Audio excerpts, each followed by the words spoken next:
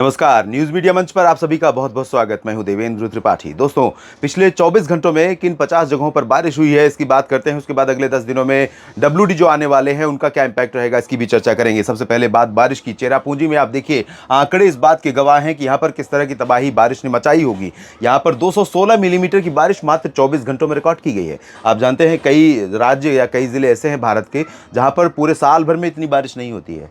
तो इस तरह की परिस्थितियां आप अंदाजा लगा सकते हैं क्या स्थिति यहां पर रही होगी। कैलाश शहर में 46 और 43 बारिश हुई है। मुजफ्फरपुर में, राउरकेला में 34, 28 मिलीमीटर अगरतला में, 17 मिलीमीटर शिलोंग में, 16 गोलाघाट में, 15 मिलीमीटर गैंगटोक में और साथ ही साथ लॉन्ग आइलैंड और नॉर्थ लखीमपुर में 13 मिलीमीटर बारिश बारापानी मजबत में रिकॉर्ड की गई है।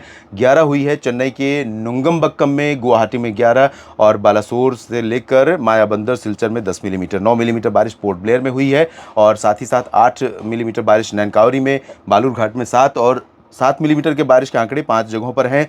और हैफलॉन्ग, हटबे, पेटजोरहाट, तेजपुर इन भागों में बारिश रिकॉर्ड की गई है। 5 मिलीमीटर बारिश धर्मपुरी में, दीघा में भी 5 और 4 मिलीमीटर बारिश कोहिमा में रिकॉर्ड की गई है।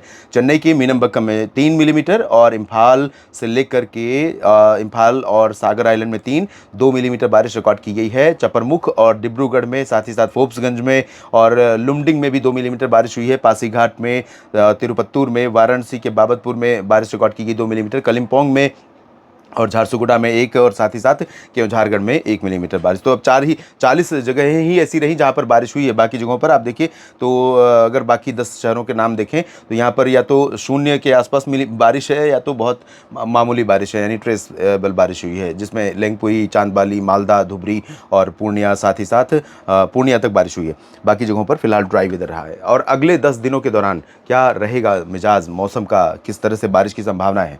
पूर्वोत्तर भारत में बारिश सिमट रही है। धीरे धीरे सिस्टम आगे निकल जाएगा, कमज़ोर हो जाएगा, लेकिन इसके बावजूद अभी अगले कुछ दिनों तक पूर्वोत्तर में असम, मेघालय, नागालैंड, मणिपुर, मिजोरम, त्रिपुरा, अरुणाचल, ये 7 सिस्टर स्टेट्स जो हैं, यहाँ पर बारिश की गतिविधियाँ होती रहेंगी। सिक्किम और उपहिमालय पश्चिम बंगाल में भी थोड़ी बहुत बारिश होगी। बिहार में भी कहीं कहीं पर हल्की वर्षा की संभावना रहेगी, खासतौर पर उत्तरी और तराई वाले रीजन में, जिसमें भागलपुर से लेकर के दरभंगा और किशनगंज, पुणे, अररिया, सुपौल और चंपारण तक के रीजन शामिल है। इधर ओडिशा के तटवर्ती रीजन्स में कुछ बारिश हो सकती है। साउथ पेनिनसुलर रीजन में ठीक ठाक बारिश की गतिविधियां होंगी और लगे हाथ थोड़ी बहुत बारिश भिगोती रहेगी महाराष्ट्र के मध्य भागों को, जिसमें पुणे से लेकर सांगली, सतारा, कोल्हापुर के रीजन होंगे और गोवा का रीजन होगा। और कर्नाटक में अच्छी बारिश होगी। केरल और तमिलनाडु तथा आंध्र प्रदेश के रायलसीमा में काफ़ी दिनों के बाद बारिश का मौसम बन रहा है। यहाँ पर बारिश धीरे धीरे देखने को मिलेगी और अगला मानसून आ ही रहा है जल्द ही और देश के कई इलाकों में बारिश देगा।